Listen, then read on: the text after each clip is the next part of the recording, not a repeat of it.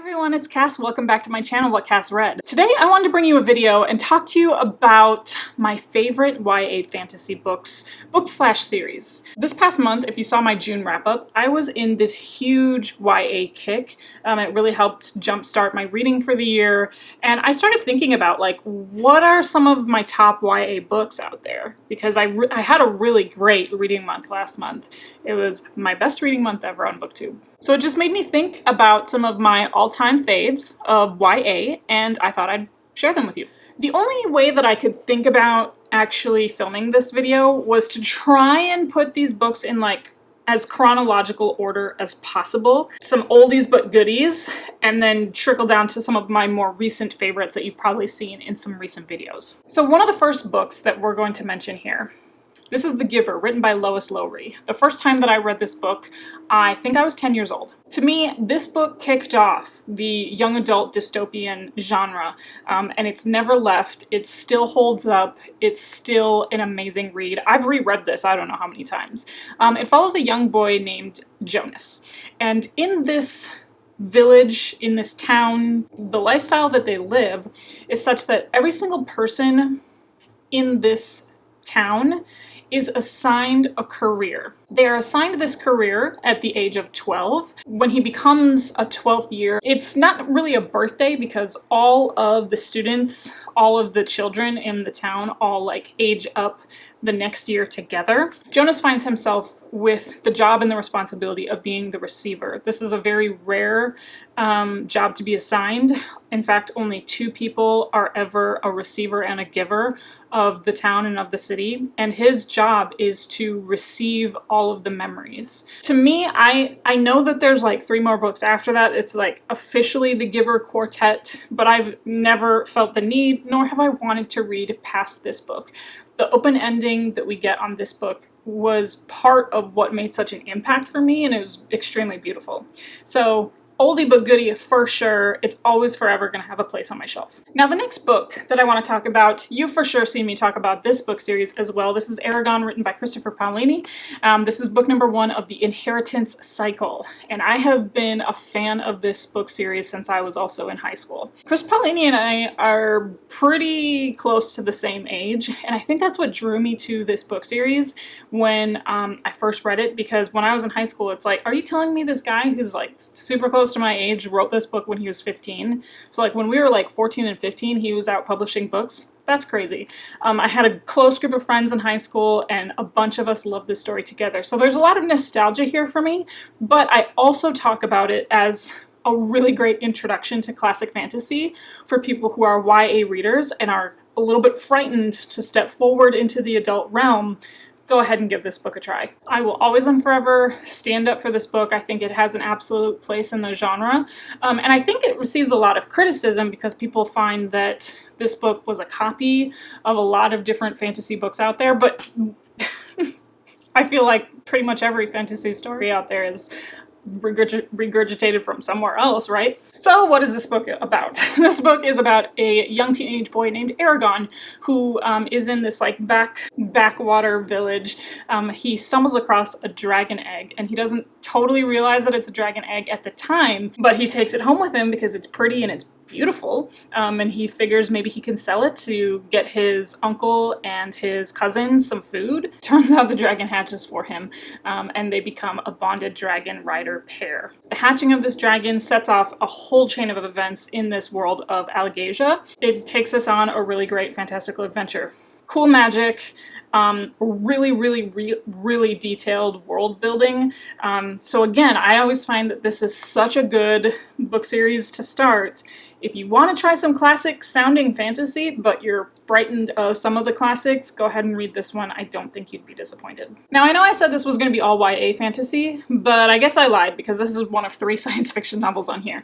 It turns out I really enjoy young adult science fiction. This is Illuminate, book number 1 of the Illuminate Files, written by Amy Kaufman and Jay Kristoff. This is the only book in the Illuminate Files, I've read the whole trilogy, that I have actually kept on my shelf. This is a very popular book on BookTube. I actually found it because of BookTube. It's told in this, like, file format. But this first book follows 2 young main characters named Katie and Ezra. They're actually teenagers from this planet that is very, very isolated, and they are exes. They have recently broken up when their planet comes under attack, and they're not exactly sure why the planet is under attack, and everyone kind of gets separated in their rush to escape this attack. So we find ourselves in this escape. We find ourselves in the midst of a virus, and we also find ourselves in this like mystery of trying to solve why their planet, home planet, was attacked. There is also an AI system in here named Aiden that is one of my favorite characters of all time, this artificial intelligence unit. This was the part of the book that just like completely blew my mind, and that left me thinking about this book long after I put it down. That's the reason why this book is 5 out of 5 stars for me. Out of the whole trilogy, it's really the only one that I found to be like worth my time for a reread, which is really hard to say, but that's why you have only Illuminate and not the whole trilogy on here. I want to talk about these two books together. They're very similar, but they're very different. This is Uprooted, written by Naomi Novik, and this is Spinning Silver, written by Naomi Novik. I wasn't quite sure if I should classify these as young adult, but I really believe that they are. These are Naomi Novik's version of like fairy tale retellings.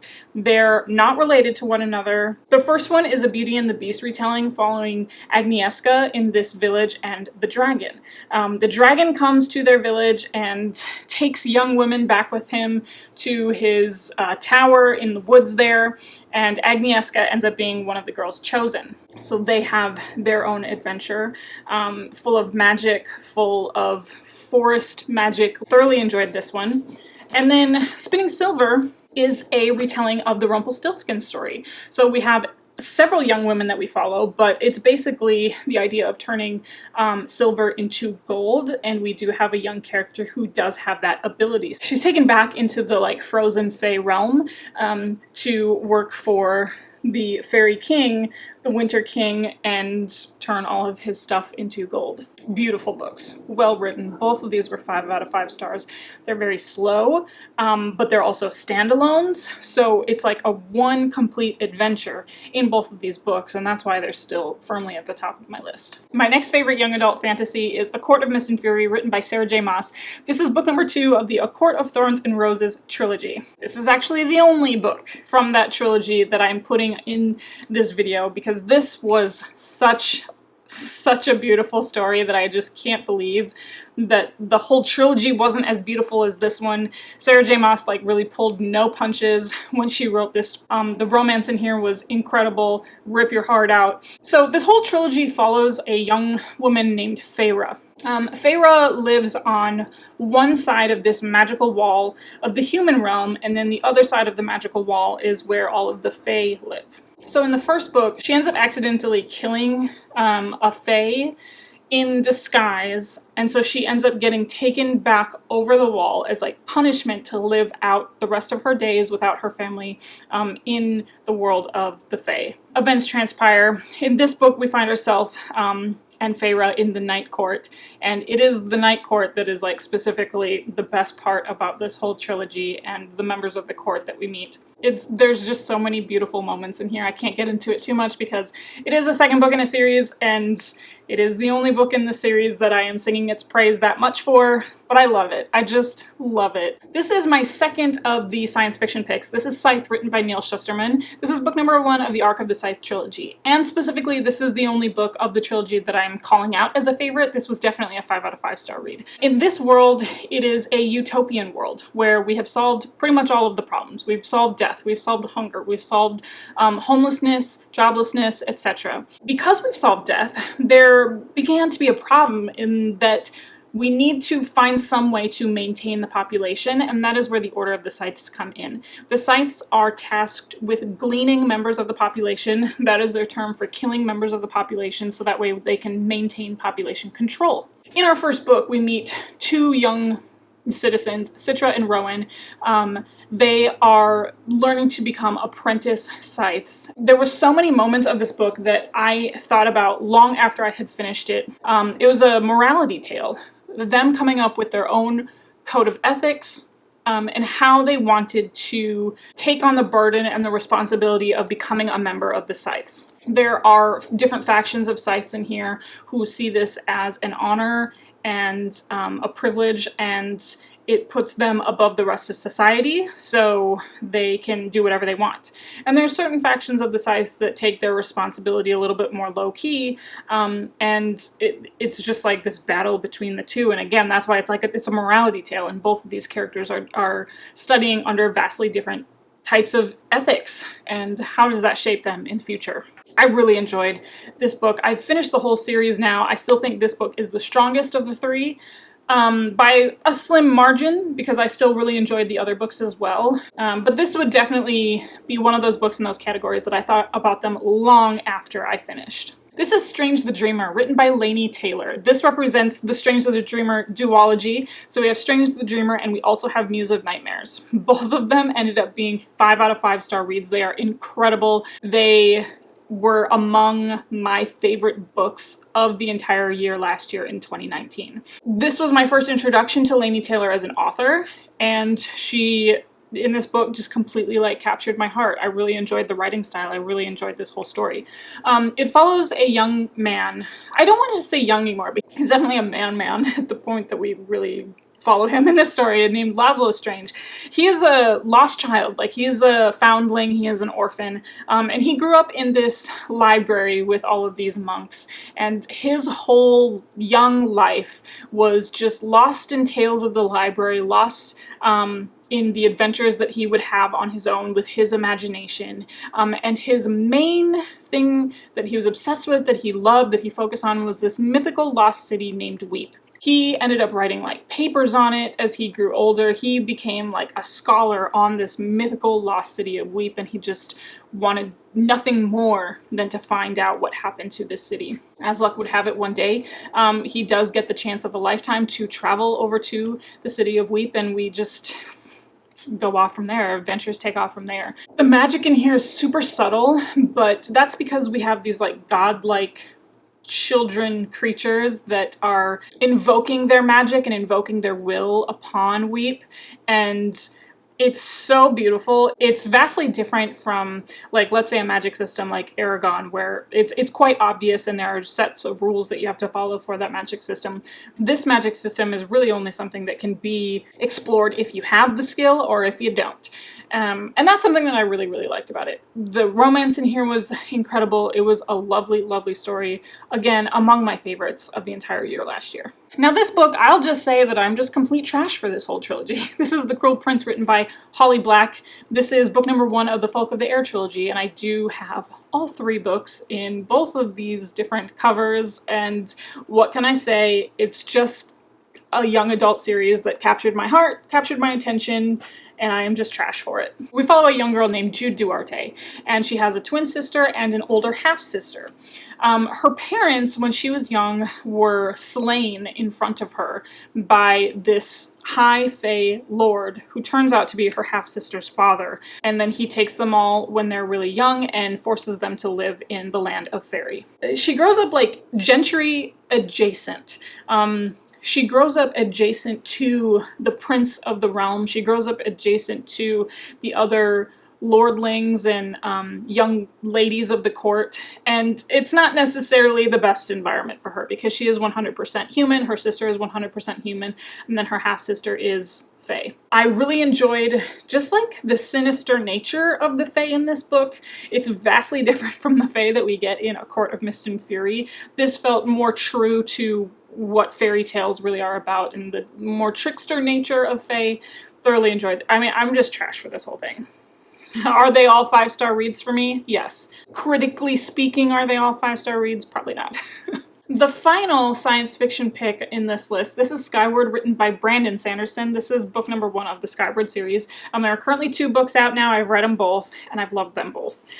This follows a young woman named Spensa on this world where humans have had to find themselves living underground and making a life for themselves because their planet is constantly under attack by this alien race called the Krell. In this world, the most prestigious thing that you can be is a pilot, because you will be amongst the ships that are actively fighting against the Krell and protecting your home planet. Now we're really only in like the third generation of humans on this planet, so it very much still is like this like frontier story and this continued generational story of how it used to be when they first got there versus to how it is now and the technology that they've expanded with and how they have been able to battle the Krell. For Spensa, she does live with this great shame because when she was very young, her father was a pilot and he does end up abandoning and deserting the Air Force. And that is like one of the most shameful things that you could possibly do. But we spend our time trying to figure out why. Spensa spends her time trying to become a pilot and follow in her own footsteps and her father's footsteps and trying to clear her family name, which ends up being something that's like really difficult for her to do. She just faces a lot of scrutiny from amongst her peers and from other citizens as well. If you've read any of Brandon Sanderson, you might be familiar with like all of the action sequences in here. The revelation that you get at the end of each of the books is pretty top-notch. And the final book that I have to mention in this video of my favorite young adult fantasy and apparently science fiction is Six of Crows, written by Leigh Bardugo. This is book number 1 of the Six of Crows duology. This does represent the duology as a whole because I thought the ending was perfect as well. But this would be the first book. I did rate this book higher than the second book. Still loved them both. This follows a man named Kazbrecker, who grew up in the streets of Ketterdam, these back alley gangs, and all of these gangs have ties to gambling houses, prostitution. They have businesses everywhere. This is where they get their business from. So Kazbrecker finds himself making a deal with one of the merchants, one of the main merchants of the city of Ketterdam. And this part of the whole world, because this is part of the whole Grisha universe, this part of the world, they value merchants and trading higher than anything else. So for a merchant to come to someone like Kaz is a pretty big deal. And he brokers a deal with him that he is supposed to go out to Fjorda and rescue this person who has these secrets to what we call Jurda Parem. They want to put a stop to the possible production, the possible mass production of Jurda Parem. So Kazbrecker forms this crew of 5 others, and it's a great heist story. I am a sucker for a good heist story. If you have read The Lies of Locke Lamora, this is like a junior version of The Lies of Locke Lamora, but no less menacing, and I absolutely loved it. Like I said, I gave this one 5 out of 5 stars. Kazbrecker is probably my newest favorite character, definitely in contention for probably my newest favorite character of the year. I just love this book so much. So if you're looking for a really great heist story, and if you haven't read this one yet, I find it very hard to find some people who haven't yet read this series yet, but I was absolutely blown away. Loved it so much. Six of Crows. That was me like narrowing down this list the best that I could of some of my favorite young adults. Some of them I knew well before BookTube, and then plenty of them I did discover because of BookTube. So let me know what you thought about my picks down below. There's a lot of familiar books in here, so let me know if you've read them or if you have not read them, or just what do you think about this list overall. I'd love to hear about it in the comment section below. You can also find me on my social media if you want. I'm on Twitter and Instagram. It's at whatcassread, the same as this channel, so it should be easy for you to find. And then of course my Goodreads account is also listed down below for you. And you know how these videos end. I'll talk to you later. Bye.